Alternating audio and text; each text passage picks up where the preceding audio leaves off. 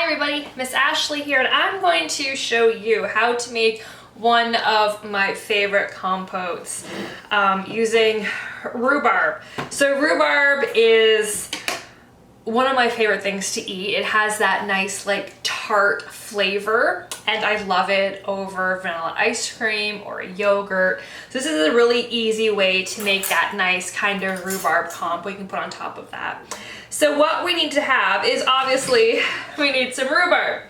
So for this recipe we could use about 4 cups of rhubarb. So what you need to do is take your rhubarb, pull it from your garden, and then just take off the end bits to get just to kind of clean it up a little bit and put them over to the side. We're gonna give these a little clean. This was just pulled from the garden, so it's a little dirty. So I'm just gonna give it a quick clean. So there we go. I'll just put the clean stuff into a bowl. So we want to just dice it. It doesn't have to be perfect. We just want somewhat, because we're gonna boil it. So we just want to give it roughly like around little choppities here. There we go. Put them in there. Okie dokie. Let me just finish this stuff.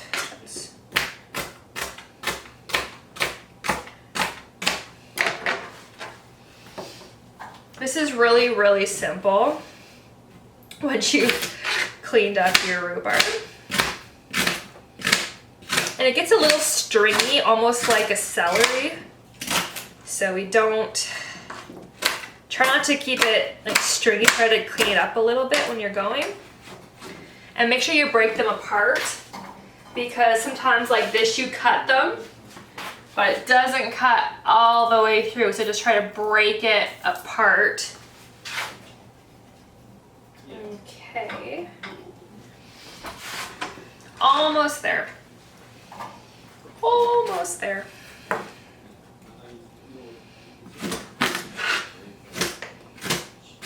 So roughly 4 cups worth. So I grabbed about 9 stalks of rhubarb of varying sizes, because some of my stalks were thicker and some of them were a little more spindly. So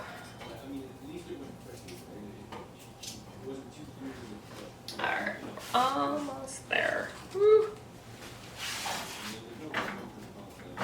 Okay, so we got our rhubarb in the pot. So for this, you're going to need to have a heavy bottomed pot. So I use this like, I use for soups basically. So we're gonna put it in the pot like that. We're gonna turn it on to high heat. Like that, nice and high. And then you need to put a 1/2 cup of water. So 1/2 cup of water goes in. Measure it. Yep, 1/2 cup of water. Because the rhubarb will actually give off some water while you cook it.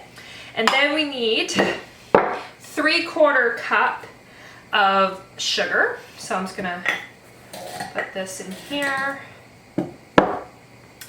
My little measuring thingy. Nope, not quite. Needs a bit more. My little spoon.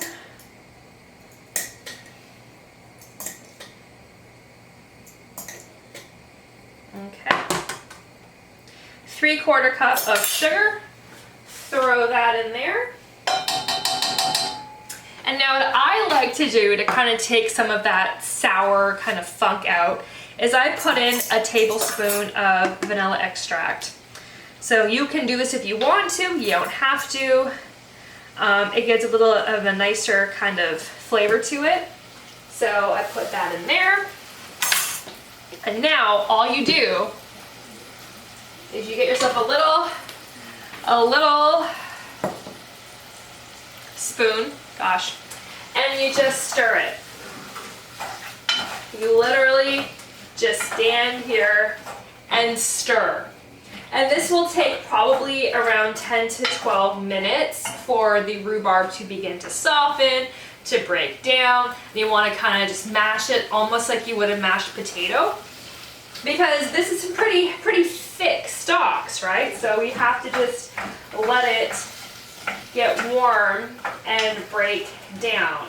So you kind of want to stand there and watch it for that 10 minutes. Don't walk away, because always it's going to burn.